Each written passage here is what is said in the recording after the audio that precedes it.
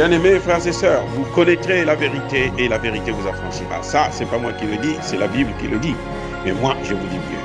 Vous connaîtrez la vérité historique, notamment celle de vos ancêtres kémites, et vous aurez une vision globale de ce que c'est que la vraie souveraineté politique. J'ajoute, vous reviendrez à la spiritualité africaine ancestrale et vous comprendrez les enjeux de l'indépendance économique. Et pour terminer, vous accepterez votre identité culturelle kémite et vous obtiendrez deux choses. La première, c'est la paix. La seconde, c'est le développement, à une condition. L'unité de toute l'Afrique noire, l'unité de tous les Noirs du monde entier. Otep à tous, bienvenue sur la chaîne des panafricanistes par essence, par conviction et par excellence. Celle des citoyens kémites par nécessité et obligation de combat. Nous sommes une chaîne qui n'est guidée que par nos ancêtres et rien que par les ancêtres qui appartiennent à l'égrégore du monde noir. Par conséquent, nous ne croyons en aucun Dieu venu de l'étranger. Toutefois, cette vidéo n'est aucunement destinée à inciter à la haine ou à la violence, car nous menons un combat qui est d'abord et avant tout spirituel, intellectuel et démocratique. Ensuite, il est politique, géopolitique et géostratégique.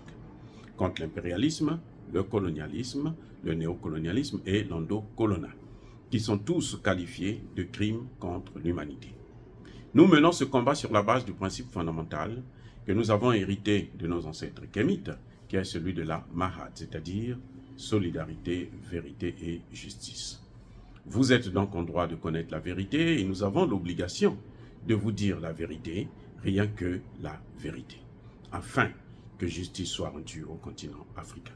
Et ça, c'est notre modeste contribution dans cette noble lutte en faveur de la souveraineté, la dignité, la solidarité et l'unité africaine. C'est exactement ça que nous appelons le panafricanisme. Bien-aimés frères et sœurs, la CEDEAO nous a dit qu'elle veut intervenir au Niger, y compris militairement. Elle a donné des injonctions au nouveau président, à l'homme fort, le général Tchani, de céder le pouvoir à un civil, au président élu démocratiquement. Moi, je me pose la question de savoir, qu'est-ce que la démocratie? Je ne sais pas, en tout cas moi je ne connais pas où. J'aimerais qu'on m'explique maintenant, que la CEDEAO nous explique qu'est-ce qu'elle entend, elle, par démocratie.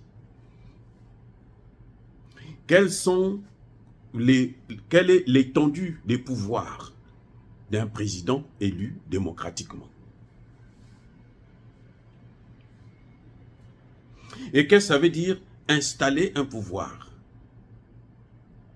Installer la démocratie.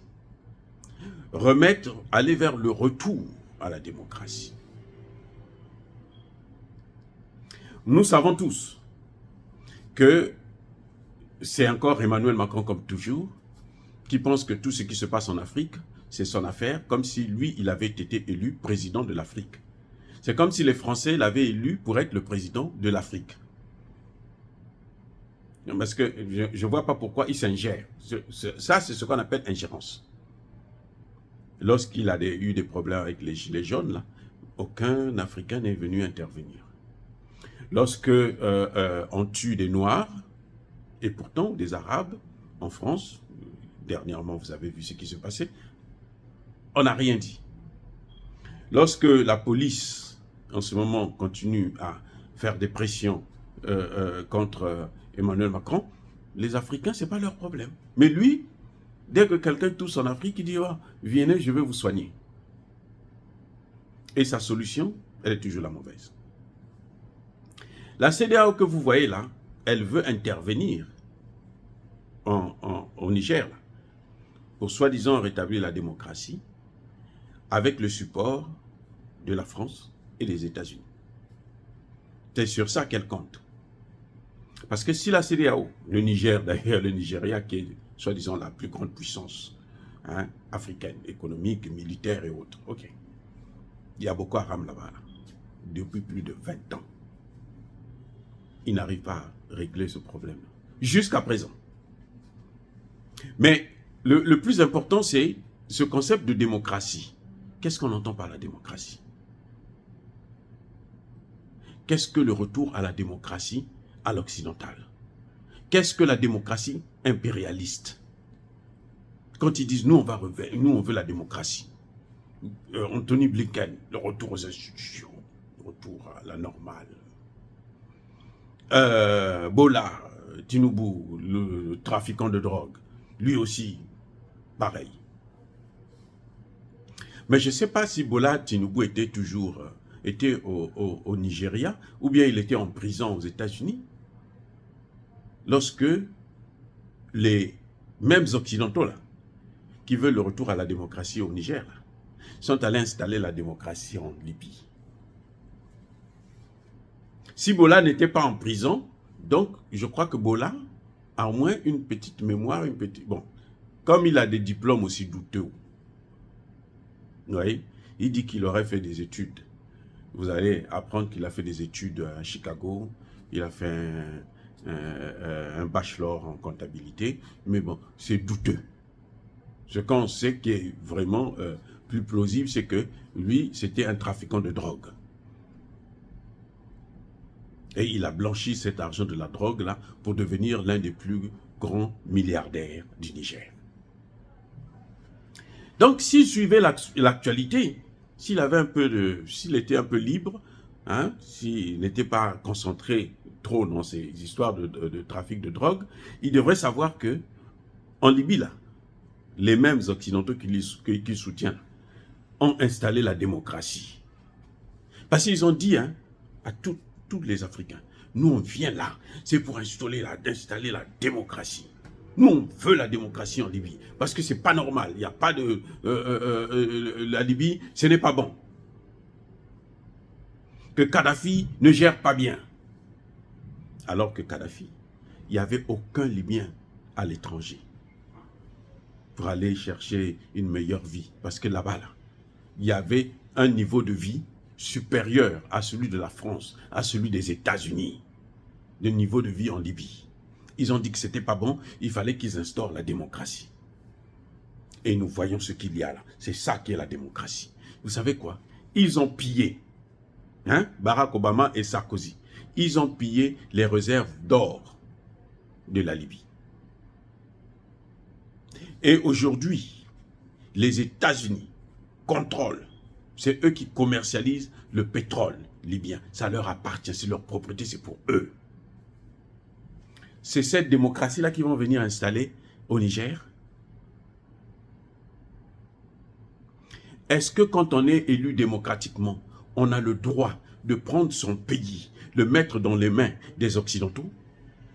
Pratiquement tous les pays de l'OTAN ont des bases militaires au Niger. Au point où le secrétaire général de l'ONU, l'autre rigolo, l'autre imbécile, il va au Niger. Il dit, nous allons créer au Niger, ici là, une armée internationale. Donc une armée en fait de l'OTAN. Parce que la communauté internationale, quand vous entendez parler de communauté internationale, ce n'est pas la Russie, ce n'est pas la Chine, ce n'est pas l'Inde, ce n'est pas l'Iran, ce n'est pas Cuba, ce n'est même pas l'Afrique, surtout pas l'Afrique. Surtout pas, vous le savez.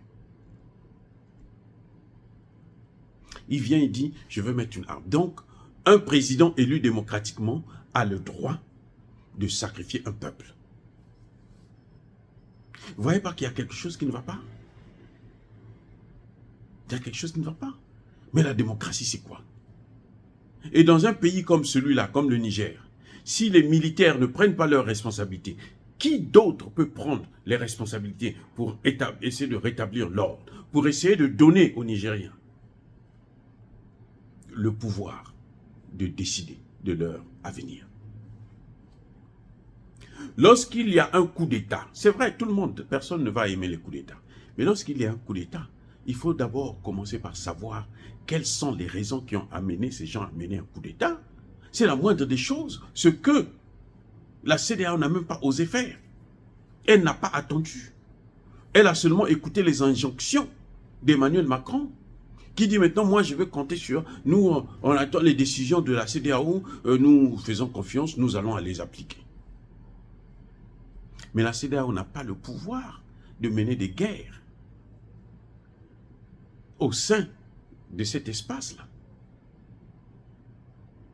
Le général Tchani a mené un coup d'État professionnel.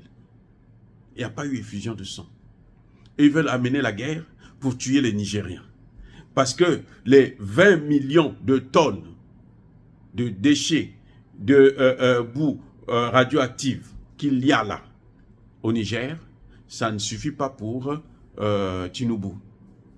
Ils croient que c'est à cause de son électricité de merde là qu'il l'envoie chez eux. Mais on s'en fout de ça. On s'en fout. Donnez au Niger quelques mois, vous allez voir, le Niger aura l'électricité. Il y a d'autres moyens pour avoir l'électricité très facilement et très rapidement. Le Mali avait été coupé, pareil avec la Côte d'Ivoire. Le Mali aujourd'hui est électrifié. Et que les Africains sachent que les sanctions ne sont pas toujours mauvaises. Ce sont les sanctions qui amènent des États à prendre leurs responsabilités. Je répète, ce sont les sanctions qui amènent les États à prendre leurs responsabilités. Cette histoire de démocratie, n'ayez pas peur de ça. Il ne peut pas avoir de démocratie dans un pays qui n'est pas souverain. Il n'y a pas de démocratie, ce n'est pas possible. La démocratie ne fait pas bon ménage avec la pauvreté. Et la pauvreté entraîne toujours la dépendance. Et la dépendance est une perte de souveraineté. Automatique.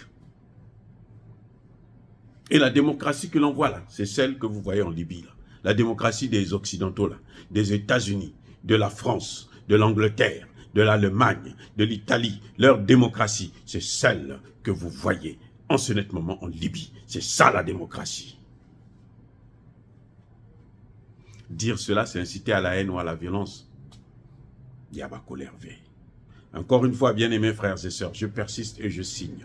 Soyez bénis, abondamment bénis, par le Dieu des Kémites et par nos ancêtres Kémites. Mais que tous ceux qui persécutent le continent africain le pillent et le déstabilisent. Qu'ils soient noirs, blancs, chinois, arabes, indiens ou qui qu'ils soient maudits, punis, foudroyés, neutralisés, effacés, écrasés par ce Dieu des Kémites et par nos ancêtres angélisés. Vive l'Afrique éternelle, j'ai dit et j'assume.